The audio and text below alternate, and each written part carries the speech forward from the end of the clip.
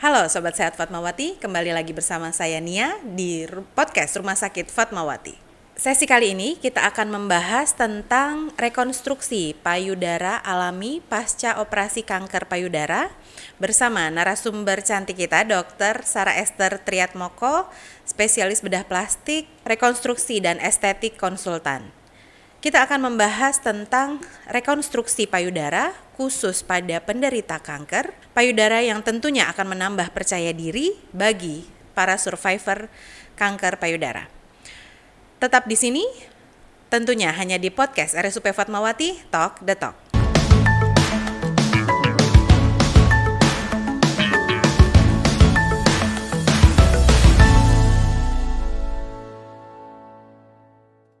Selamat siang Dokter Sarah. Selamat siang Dokter Nia. Dok, sesuai dengan tema yang akan kita bahas hari ini tentang rekonstruksi payudara pada penderita kanker yang telah melakukan tindakan operasi dan dilakukan mastektomi baik pada satu sisi ataupun kedua payudaranya. Apakah setiap pasien post operasi kanker payudara dapat dilakukan rekonstruksi atau ada ketentuan khusus untuk tindakan ini? Baik, jadi yang saya ingin tekankan dulu nih dok sebelum kita lanjut ngomongin tentang rekonstruksi, bahwa rekonstruksi itu adalah hak setiap perempuan yang melalui mastektomi. Jadi memang paradigma rekonstruksi ini udah berubah gitu ya. Memang yang mengubah orang-orang yang di luar negeri sana, tapi kemudian Indonesia pun membuka mata dan sekarang arahnya lebih ke arah rekonstruksi. Jadi termasuk kalau kita ngomongin asuransinya gitu. Jadi memang asuransi sekarang mengcover sampai dengan rekonstruksinya. Nah, apakah semua pasien bisa langsung dikerjakan rekonstruksi? Memang jawabannya enggak gitu dok. Kenapa? Karena kita harus konsultasi juga dengan dokter bedah onkologi yang memang menangani pasien dari awal atau yang melakukan operasi tersebut. Karena biasanya mungkin dalam stadium yang lebih lanjut, pasien ini masih memerlukan istilahnya terapi adjuvan atau terapi tambahan. Nah, biasanya memang berlangsung sampai 2 tahun. Kalau kita rekonstruksi di Indonesia ini paradigmanya masih menganggap bahwa jika dilakukan rekonstruksi, maka kalau dia sampai kambuh, dia tidak bisa terdeteksi dengan cepat. Begitu. Sedangkan kalau dia tidak direkonstruksi, karena bagian yang menutup daerah payudara yang diangkat itu lebih tipis, maka dianggap lebih gampang terdeteksi atau lebih cepat gitu. Tapi di luar negeri sana memang sudah ada banyak penelitian yang membandingkan jika dikerjakan langsung dan jika dikerjakan delayed atau belakangan, ternyata itu tidak ada pengaruhnya terhadap deteksi rekurensi gitu. Kenapa? Karena mereka memang lebih canggih untuk penggunaan alat-alat bantu misalnya dengan MRI dan lain-lain gitu. Sedangkan di kita kan mungkin belum sampai di sana gitu ya. Jadi deteksinya jauh lebih sulit. Takutnya terlambat, makanya biasanya di-delay sampai 2 tahun. Jadi misalnya pun dia ingin melakukan rekonstruksi, ngomong dulu sama dokter bedah onkologinya. Nah, biasanya nanti diarahkan ke kami setelah memang dianggap sudah aman untuk pengobatan primernya kanker payudaranya. Gitu. Tapi ingat bahwa prinsip perempuan yang mengalami mastektomi itu punya hak untuk rekonstruksi, itu harus dipegang betul dok. Kapanpun dia memang butuh rekonstruksi, maka dia harus diberikan kesempatan untuk menjalankan operasi rekonstruksi. Itu yang juga kita kembangkan di Fatmawati ini, kerjasama di dalam cancer team kita, bahwa pasien-pasien dengan kanker payudara akan dirujuk ke bedah plastik untuk dilakukan rekonstruksi. Oh, jadi berdasarkan dari rekomendasinya dokter Betul, onkologi iya, dulu ya? Betul, jadi assessment itu memang harus dikerjakan oleh dokter-dokter yang terlibat. Tidak hanya dari pasiennya bahwa oke, saya mau gitu, tapi apakah yang dia inginkan itu aman untuk status kankernya gitu. Berarti ini juga tidak semua kasus bisa dilakukan? Semua kasus bisa dilakukan. Oh, semua kasus iya, bisa dilakukan? Hanya timingnya aja yang berbeda. Oh, ada yang bisa direct, ada yang bisa delay, tapi semua bisa dikerjakan. Oke, terus bagaimana prosedur tindakan rekonstruksi payudara ini sih dok? Pilihan mungkin ya dok ya. Jadi apa aja sih pilihannya gitu ya? Ya. Pilihannya mulai dari yang paling simple sampai yang paling complicated. Yang simple misalnya dengan mengisi payudara yang sudah diangkat dengan silikon misalnya, dengan silikon implan. Itu bisa dikerjakan pada payudara yang biasanya ukurannya yang sebelahnya kecil gitu. Jadi kita tidak perlu menggunakan implan yang lebih besar. Kemudian juga kalau yang diangkat itu jaringannya tidak terlalu besar. Jadi biasanya memang pada stadium yang lebih awal gitu. Kita bisa pakai implan saja yang paling gampang. Kemudian yang kedua yang kita bisa pakai adalah mengisi daerah tersebut dengan otot yang berasal dari punggung. Gitu. Jadi di punggung itu ada yang namanya otot latissimus dorsi. Dia diputar ke depan, membawa juga kulitnya gitu, sehingga nanti akan dibentuk sebuah gundukan atau sebuah tonjolan yang ukurannya biasanya sama dengan yang sebelahnya. Gitu. Itu mungkin dua paling gampang lah gitu ya. Yang ketiga yang memang standard atau gold standardnya lah ya, itu mengambil flap bebas atau mengambil jaringan dari perut. Mungkin kalau pasien tahu tummy tuck gitu ya, tummy tuck itu kan kayak operasi sesar tapi dia lebih panjang. Nanti bekasnya seperti itu. Jadi kita ngambil perut di bawah pusar, diambil, berarti kan membawa kulit, membawa lemak, kemudian membawa juga pembuluh darahnya. Nah, pembuluh darahnya diikutin, maksudnya saya mengikuti mengambil hingga sebuah panjang tertentu, misalnya 10 cm. Nah, pembuluh darah itu kemudian dibawa bersamaan dengan si kulit dan lemak tersebut, dibawa ke rongga payudara yang sudah dipersiapkan. Gitu. Jadi kita ada batas-batasnya, batas bawah, batas samping, batas atas. Kemudian kita akan sambungkan pembuluh darah yang tadi di bawah yang sepanjang 10 cm itu dengan pembuluh darah yang ada di dada. Nah, di dada kita tuh ada pembuluh darah yang bisa dipakai untuk ngasih makan yang mau kita pindahkan. Nah, istilahnya transplantasi. Tapi transplantasi dari dirinya sendiri. Kalau transplant ginjal dan hati kan dari orang lain. Ini transplantasi tapi dari dirinya, atau yang disebut dengan autologous transplantation. Itu yang complicated biasanya, Dok, karena memang butuh dokter yang ahli bedah mikro, karena kan ketika mengambil itu kecil banget, Dok. Bayangkan kecil banget. Jadi harus pakai alat bantu, misalnya pakai mikroskop, pakai kacamata pembesar seperti itu. Jadi makanya disebut sebagai bedah mikro. Nah, kebetulan di Fatmawati ini udah ada gitu tim yang mengerjakan. Dan rekonstruksi ini memang menjadi salah satu layanan unggulan kita gitu. Jadi memang kalau pasien mau direkonstruksi di Fatmawati sih memang tepatnya gitu. Oke. Ada nggak pasien-pasien yang memang dia nggak mau dipasang silikon, nggak mau ada gundukan lagi, ya udah deh nggak apa-apa gitu? Jadi dibiarkan saja gitu? Ada. Biasanya karena secara sosial tidak aktif lagi, Dok, biasanya. Misalnya usianya sudah lanjut, kemudian memang tidak pernah lagi keluar rumah, tidak perlu menggunakan baju yang pas badan gitu ya. Mungkin suaminya juga sudah tidak ada gitu. Jadi tuntutan untuk dia berpenampilan maksimal itu nggak ada biasanya. Kemudian memang pasien-pasien seperti itu memilih untuk tidak dilakukan rekonstruksi. Tapi sayangnya, Dok, kalau tidak dilakukan rekonstruksi sebenarnya tuh banyak kurangnya. Karena bayangkan di dada kita itu kan ada tulang ya. Nah, tulang itu bayangkan tadinya ada lemak yang cukup tebal, sehingga kalau kita tidur meluk guling misalnya, atau tidur tengkurap gitu kan, tulang itu nggak bergesekan dengan benda-benda yang ada di situ gitu, sehingga tidak nyeri. Tapi bayangkan kalau sudah tidak ada lemaknya, hanya kulit tipis di atas tulang tersebut, maka sebenarnya akan menimbulkan nyeri atau tidak nyaman.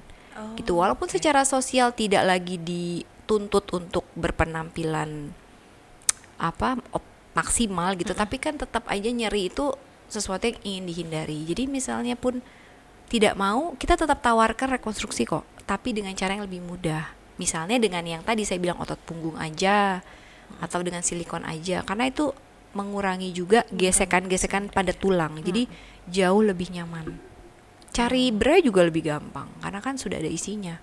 Kalau nggak ada isinya, Dok, berarti branya harus diisi gitu. Jadi bayangkan akan ada gesekan antara isi dari bra itu dengan kulit di bawahnya. Jadi makanya kadang-kadang datang ke kita udah, ya misalnya sudah bertahun-tahun gitu ya, survivor, tapi ada luka di daerah situ karena ternyata bergesekan dengan kulit di bawahnya, maka mau nggak mau kita kerjakan rekonstruksi gitu. Nah, inginnya dengan edukasi yang baik gitu ya kepada masyarakat, hal-hal seperti itu tidak terjadi lagi.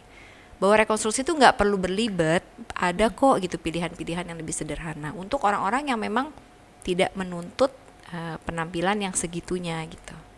Berarti rekonstruksi ini sebenarnya nggak cuma estetik tapi juga terutama membuat justru malah nyaman, fungsi ya, fungsinya yang ingin kita capai. Dan perasaan bangun dari ruang operasi tidak punya payudara dibandingkan dengan saya punya sebuah gundukan, walaupun tidak bisa dibilang payudara ya karena mungkin kompleks puting susunya mungkin belum ada karena biasanya kita buatkan belakangan 3 bulan kemudian gitu. Tapi kan paling nggak dia bangun nggak hilang gitu loh, tidak dimutilasi. Nah, perasaan itu juga yang mau kita hilangkan dari penderita kanker payudara. Oke, baik. Berapa lama sih dok sebenarnya waktu penyembuhan dari rekonstruksi payudara ini? Biasanya kita kalau rekonstruksinya cukup complicated, kita rawat di rumah sakit kan 5 hari. Kemudian pasien boleh pulang. Setelah itu biasanya ketemu lagi dengan kami 1 minggu. 1 minggu itu angkat jahitan biasanya. Setelah itu angkat jahitan juga biasanya kita angkat juga selang drain gitu. Kemudian 2 minggu tuh udah mulai nyaman. 2-3 minggu aja udah nyaman. Udah bisa angkat tangan, udah bisa pergi, udah bisa mulai bekerja dengan normal gitu. Oke, apakah efek positif dan negatif dari tindakan rekonstruksi payudara ini, dok? Positifnya itu memang psikososial ya tentunya. Psikososial, kemudian termasuk di dalamnya keutuhan berumah tangga ya tentunya kalau masih punya suami. Kemudian kalau masih punya anak juga ketika menggendong anak tidak nyeri tentunya karena kita buatkan kembali bantalan tersebut. Negatifnya tentunya ketika kita mengambil bagian dari tubuh kita gitu kan, tempat lain jadi kehilangan bagian tersebut gitu ya. Walaupun kita bisa tutup dengan rapi, dengan baik gitu. Kadang-kadang misalnya perutnya buncit, diambil buat payudara, perutnya nggak ada buncit tadinya sekarang jadi rata kan, jadi cantik gitu justru. Tapi kan tetap aja kita membuat luka yang cukup panjang. Jadi itu kekurangannya, kita terpaksa membuat scar istilahnya atau jaringan parut bekas operasi di tempat lain. Tuh, tapi memang karena bedah plastik yang mengerjakan, jadi memang sudah dipikirkan dok, mengambil di tempat itu juga di tempat mana gitu, di tempat yang harus tertutup. Makanya kita ambil dalam perut, karena di perut itu kan tertutup dengan celana dalam nanti skarnya. Kemudian di punggung, tempat kita menaruh bekasnya aja di punggung itu dipikirin harus ketutupan dengan tali bra misalnya gitu. Ada kekurangannya, tapi pun itu bisa dikonsil. Oke. Terus perawatan pasca operasi rekonstruksi nih dok, apakah ada perawatan khusus atau tidak? Perawatannya biasa aja seperti luka operasi pada umumnya. Setelah 1 minggu tadi diangkat jahitan, biasanya sudah kita buka aja gitu, disalepin. Jadi paling nggak bisa mandi ya 1 minggu. Nah mungkin yang agak ribet tuh kalau mengangkat tangan. Biasanya kita minta 45 derajat maksimal mengangkat tangan itu selama kira-kira 2-3 minggu. Setelah itu bebas.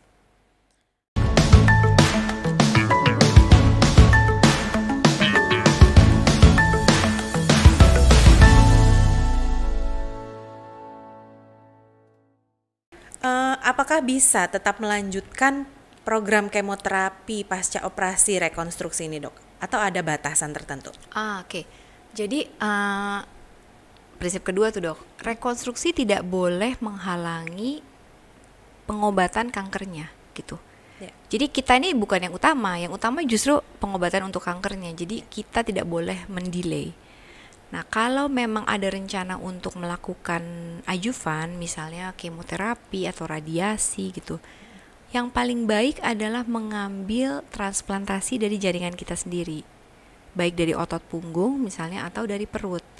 Karena dengan jaringan yang berasal dari badan kita sendiri, bukan benda asing seperti implan misalnya, itu akan membuat badannya bisa diberikan sinar misalnya tanpa ada risiko jebol, tanpa ada risiko kulitnya rusak gitu. Jadi memang pilihan rekonstruksinya menjadi lebih terbatas kalau memang ada rencana untuk melanjutkan pengobatan kanker. Biasanya kita pilih yang berasal dari badannya sendiri, gitu, dari otot punggung atau dari perut. Ya dok, sepertinya kayaknya agak kompleks ya. Boleh nggak dok, kalau tindakan rekonstruksi payudara ini, apakah ditanggung oleh BPJS atau hanya asuransi swasta atau tunai? Semua ditanggung oleh BPJS. Wah. Iya, jadi semua ditanggung BPJS. Oke.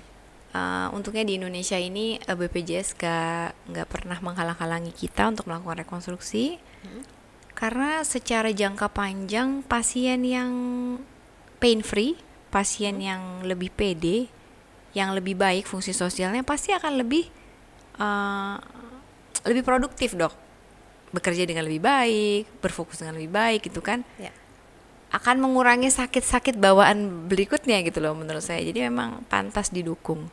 Untuk asuransi, beberapa asuransi memang mengcover rekonstruksi jika dilakukan dalam waktu 6 bulan pasca mastektomi. Gitu. Jadi agak waktunya yang mereka atur biasanya. Tapi ada beberapa asuransi lain yang membebaskan gitu. Pokoknya kalau ada rencana rekonstruksi at any time mau dikerjakan boleh. Kalau tunai memang ini isunya dok. Jadi banyak pasien yang ingin dilakukan rekonstruksi payudara tapi nggak tahu ternyata di Indonesia itu bisa. Atau ternyata di Fatmawati di Jakarta Selatan ini bisa gitu loh. Dikira nggak bisa. Jadi mereka sampai pergi ke negara tetangga untuk melakukan itu. Kalau ditanya keberhasilannya apakah berbeda kita dengan mereka, jawabannya enggak, sama gitu. Padahal secara biaya tentunya kita jauh lebih efektif karena nggak perlu bayar tiket dan nggak perlu bayar yang lain-lain gitu. Jadi do it here, lakukanlah di sini gitu, sama aja kita semua. Kita telah membahas tentang prosedur tindakan rekonstruksi payudara pasca operasi kanker payudara yang sangat bermanfaat bagi survivor kanker payudara. Barangkali Dokter Sarah ada closing statement dok? Ya terima kasih untuk Dokter Nia yang sudah membahas tentang topik ini. Untuk ibu-ibu di luar sana, mbak-mbak, ataupun adik-adik, karena ternyata semakin banyak yang usianya muda, siapapun yang membutuhkan rekonstruksi payudara, datang ke Fatmawati. Di sini ada tim yang sudah terbentuk gitu ya, sudah terbiasa menangani kasus rekonstruksi payudara. Dari mulai yang simple menggunakan implan sampai yang complicated memerlukan bedah mikro, itu bisa dikerjakan di sini. Kalau yang punya BPJS, asuransi ataupun yang ingin membayar tunai pun semuanya tersedia. Oke, terima kasih banyak Dokter Sarah atas sharing ilmunya hari ini. Sama-sama Dokter Nia. Semoga selalu bersemangat dalam melakukan Amin. pelayanan di Rumah Sakit Makasih. Fatmawati.